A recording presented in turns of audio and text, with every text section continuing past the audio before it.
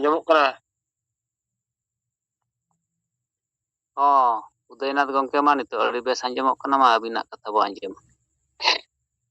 होय आदो जहा अली यहाँ दोहरा तलिंग लईया तो 1 2 आले नोडे खुंटा ब्लॉक रे 1 2 बारिया ब्लॉक मेना सड़क के ताले तला रे सीमा एनखान दो 400 मीटर डिस्टेंस रे बनार ब्लॉक ताहेन कना ओना लेकाते 1 ब्लॉक रे धारणा दो ठौका लेना और ओंडे गे धारणा दो तुलिक के हा शर्मा दा जड़ी का ले और 1 ब्लॉक रे बोलो कते आले वीडियो सर ले मैं हुन वीडियो सर बाय ताहे कना आदो असिस्टेंट जहां तिना ako को ताहे कना को वीडियो बदलते उनकिन बारिया सर आले को इदी के लिया और वीडियो ऑफिस रे मेमोरेंडम दले चाला दिया और गालमारा हले गालमारा ने किन साला और किन मैंने हो ठीक गया अभी बेसा गे पे रिपोर्ट कना और नोआ अभी उसरा अले राष्ट्रपति ठन भेजा लगी ले कुरुमुटोया इना तायम दा थिर बड़ा कते ओने खन ले सेनेना जीवी नगर खुंटा एनखान ओने दो वीडियो सर ले नाम किदिया और उनी हले चाला दिया और ओंटे हो आजरिन जा स्टाफ में को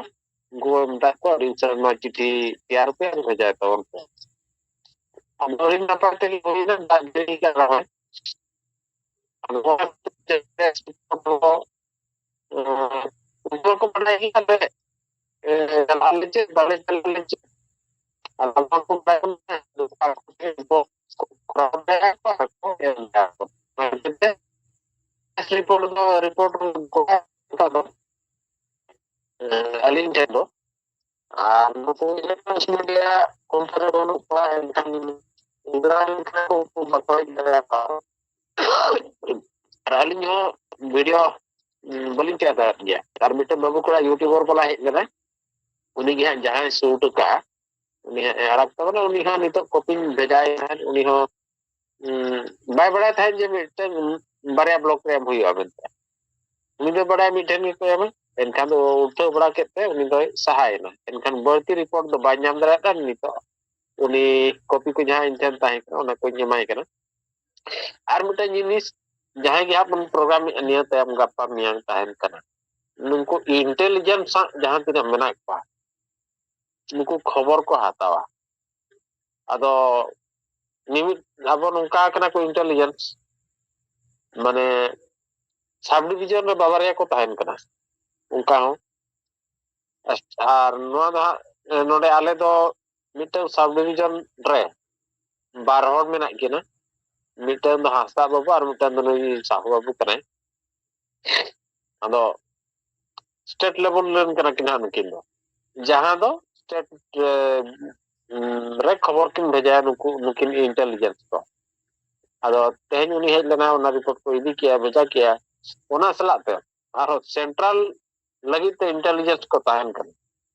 जहां अब बारी को दार कितु बाबू माने कितु गम के चिली आए मर्दी ऐसे चिली आए उनी फोन लाए और रिपोर्ट हताव के रिंटेन कोन जे सेंट्रल ते उनी रिपोर्ट भेजा का तबा नोडे खुंटा ना तेहन जहां पे कमी हरा होइना तिना हो को जाराला कल का मेमोरेंडम एम होइना तो को साक्या उना रिपोर्ट को भेजा कदा अदनो नोंका गापा में जहां करे हुयु करे ओना ना ठीक का तौन पे तिना हड़ बन जारा कना और प्रेस रिपोर्ट को एम हुयु कना से बांग ओना को बने एम का मा अदो अलिन एम किया गापा दो निहाती समाज संवाद प्रगतिवादी खुंटा रे न्यूज हिसाब बा ओळको गया और बारी पदारिन जहां तिना मेना को सकाळो समय कि आजिकली एमान तबा उनको को पाले को छापाया नोआ आस बन दोहया जमाइन kan pasta kon nungkan report साथे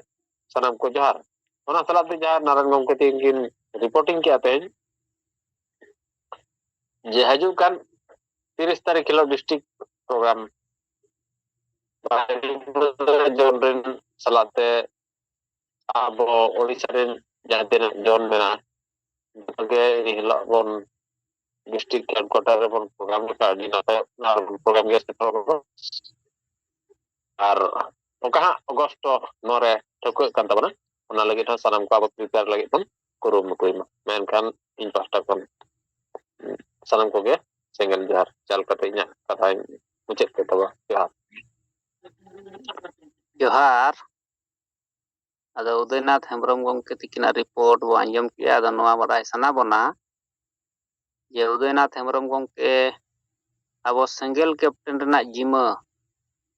सेंगल टीम बनाव करे सिंगल एक्शन कमी करे चेक को चला कना ओना को कति नासना बिन बडाय चे बना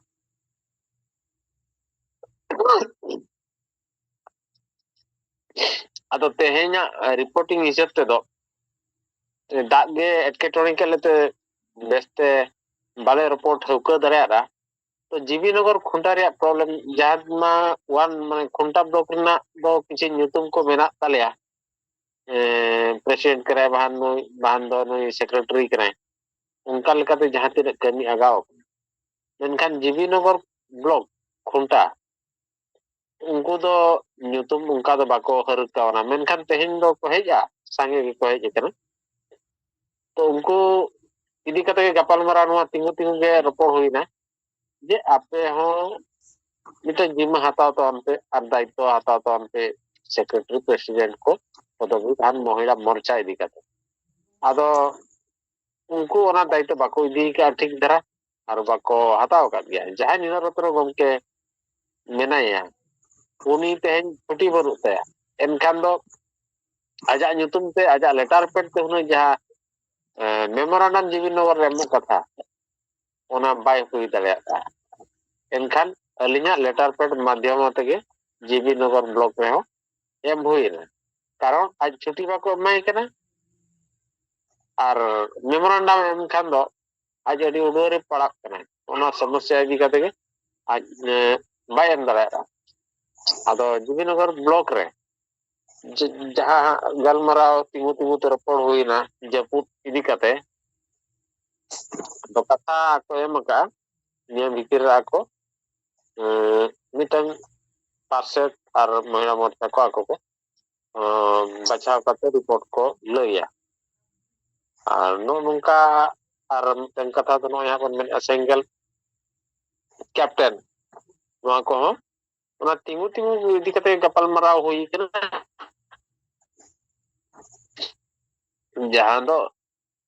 आंजम का को आंजम दो अदो रिपोर्ट दो बांग सामान कना इन निना इन कैप्टन इन जुत का को मेनते उनका दो बांग हुई कना उनका गमके लिन कष्ट को रिपोर्ट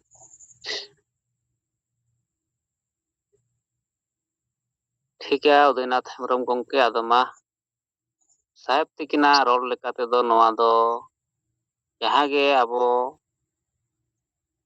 खूंटा नंबर 1 खूंटा नंबर 2 बकान उदड़ा को प्रतिपदा करे जहां गे आबोरिन नेता समर्थक यूरिया को मारे पूर्ण को ताहे कना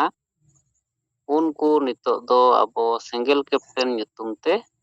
अबो दायित्व बो कोगा और प्रत्येक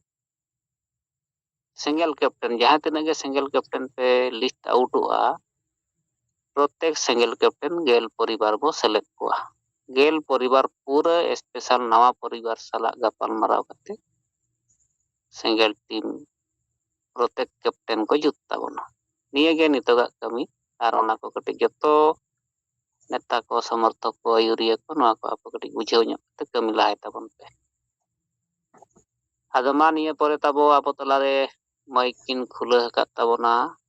सोनेलाल सोरेन गंग हेलो अडी बेस आंजमोग कना गंके मा तो तेहना सिंगड़ जुमरे सेलेक्ट कान आबोरेन जीवित मंगा दिसम गमके पार्सी जितकारिया सलखान मुर्मू और सुमित्रा मैडम और साउते 7 प्रदेश रिन सिंगल कार्यकर्ता और नेता को आयमा सराहव और सिंगल जोहार ली जालवन कना अदो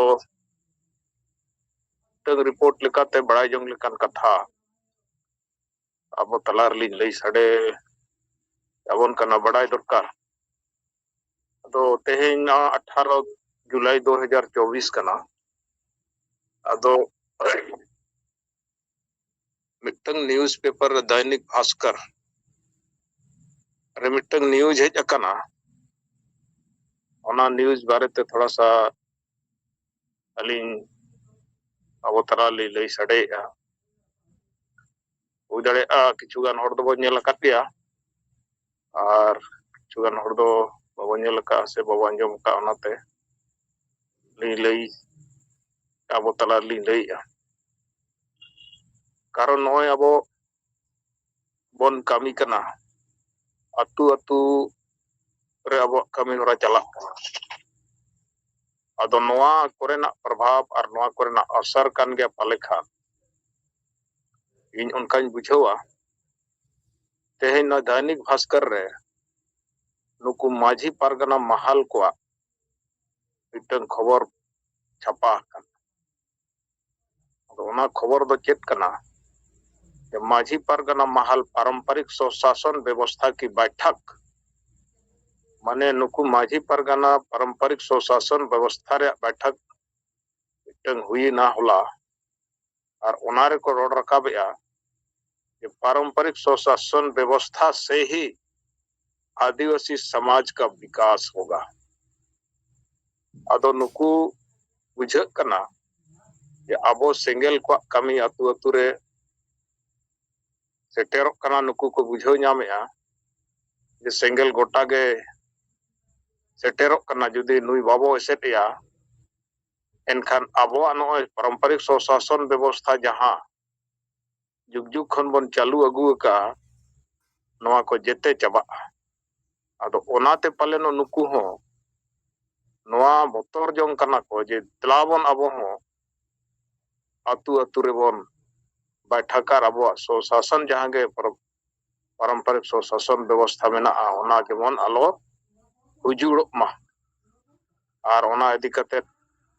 ओना अडिगान चिली कोचो को बनावा कना युतुम दो वालिन पढ़ावबन कना तो लास्ट रे थोड़ा सा चेक को रोड़ ᱧᱚᱜ का ओना लिन पढ़ाव अंजमबन कना ना तो नोआ कना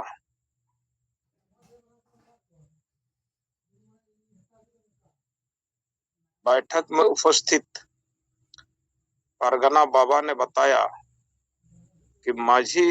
परगना महल पारंपरिक स्वशासन व्यवस्था जो हजारों वर्षों से अपने व्यवस्था को पारंपरिक रीति रिवाज के तहत संचालित करते आ रही है। माझी परगना व्यवस्था का अलिखित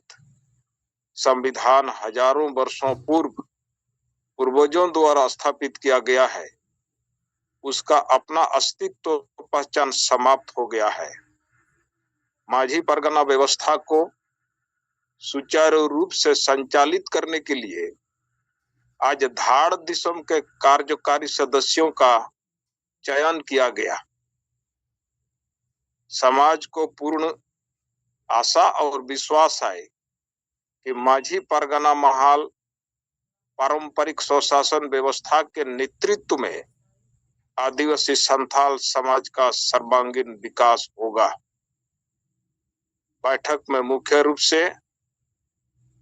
पारगना हरिपदो मुर्मू, सुशील मुर्मू नुकु अडिगान होड़ को चुगान ᱧᱩᱛᱩᱢ मेनाआ। आदो नुकु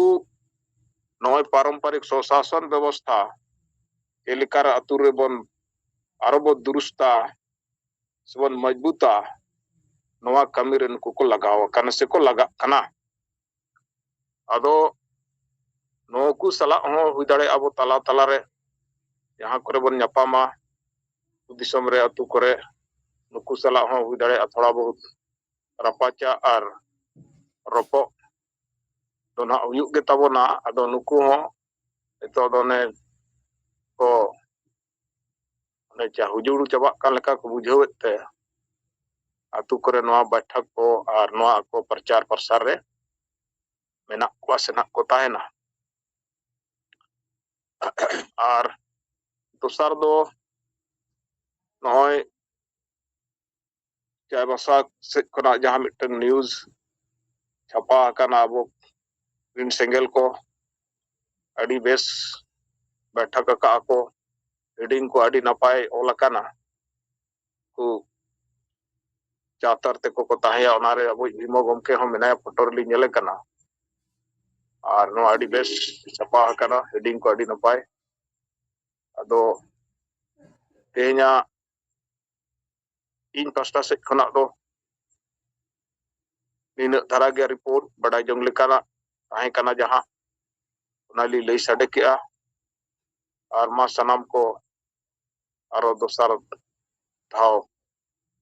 ᱥᱮᱸᱜᱮᱞ ᱡᱚᱦᱟᱨ ᱞᱤᱧ ᱪᱟᱞ ᱟᱵᱚᱱ ᱠᱟᱱᱟ ᱟᱨ ᱱᱚᱰᱮ ᱜᱮ ᱟᱹᱞᱤᱧᱟᱜ ᱠᱟᱛᱷᱟ ᱞᱤᱧ ᱢᱩᱪᱟᱹᱫᱮᱜᱼᱟ ᱡᱚᱦᱟᱨ ᱯᱩᱨᱵᱤ ᱥᱤᱝᱵᱷᱩᱢ ᱠᱷᱚᱱ ᱛᱟᱵᱚ ᱥᱤᱛᱟᱹᱨᱟᱢ ᱢᱟᱹᱡᱷᱤ ᱜᱚᱢᱠᱮᱭᱟᱜ ᱠᱟᱛᱷᱟ ᱠᱚ ᱨᱤᱯᱳर्ट ᱠᱚᱵᱚ ᱟᱸᱡᱚᱢ ᱠᱮᱜᱼᱟ ᱟᱨ ᱫᱚᱭᱱᱤᱠ ᱵᱷᱟᱥᱠᱚᱨ ᱨᱮᱱᱟᱜ ᱡᱟᱦᱟᱸ ᱢᱤᱫᱴᱟᱝ ᱱᱤᱭᱩᱡ ᱱᱩᱠᱩ ᱡᱮᱢᱮᱢ ᱪᱟᱢᱪᱟ ᱠᱟᱱ ᱜᱮᱭᱟ ko ᱟᱨ ᱩᱱᱠᱩᱣᱟᱜ ᱱᱚᱜᱼᱚᱭ ᱚᱱᱟ ᱠᱚᱠᱤᱱ ᱯᱟᱦᱲᱟᱣ ᱟᱸᱡᱚᱢᱟᱫ ᱵᱚᱱᱟ ᱟᱫᱚ ᱥᱤᱛᱟᱹᱨᱟᱢ ᱢᱟᱹᱡᱷᱤ ᱜᱚᱢᱠᱮ ᱛᱤᱠᱤᱱ ᱦᱚᱸ ᱡᱟᱦᱟᱸ ᱠᱤᱱ ᱢᱮᱱ ᱠᱮᱜᱼᱟ ᱡᱮ ᱱᱩᱠᱩ ᱥᱟᱞᱟᱜ ᱫᱚ ᱱᱟᱦᱟᱜ ᱡᱟᱦᱟᱸ ᱛᱤᱥ ᱧᱮᱯᱮᱞ ᱧᱟᱯᱟᱢ ᱦᱩᱭᱩᱜ ᱜᱮᱭᱟ ᱟᱫᱚ ᱚᱱᱟ ᱢᱟ ᱦᱩᱭᱩᱜ ᱜᱮᱭᱟ ᱢᱮᱱᱠᱷᱟᱱ ᱱᱚᱜᱼᱚᱭ ᱡᱮ ᱱᱤᱛᱚᱜ ᱟᱵᱚ 4 वर्गों के साथ गुलाम खन आजादोग लगित नुकु 4 वर्गो साला आबो कटी संघर्ष तो हुई बन गया जहाँ की साहेबा ओना 4 वर्गो रेना जहाँ 2 पॉइंट नंबर 2 पॉइंट रे ओना किन मेन का कि आदिवासी स्वशासन व्यवस्था के नाम पर वंशानुगत नियुक्ति मझी परगना व्यवस्था में सुधार करना जो संविधान आदि को नहीं मानते ओना सुधार लगी हिसाब ते नितो जहाँ अब बरोड़िया ओना चेतान रे अब संघर्ष जारी तहना